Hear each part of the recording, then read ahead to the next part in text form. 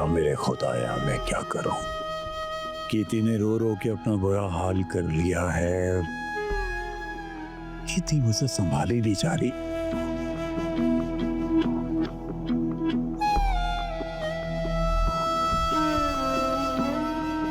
या मौला मेरी मदद फरमाओ।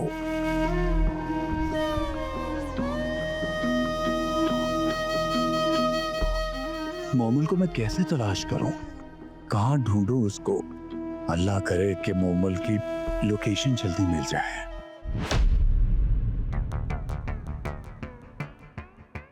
बोल दे, क्या कहना चाहता है चौधरी? मैं कोई गलत तो नहीं कर रहा। अपनी लालच में उस लड़की की जिंदगी तो बर्बाद नहीं कर रहा। दिल कहता है वो झूठ बोल रही है, दिमाग कहता है कि वो सच कह रही है।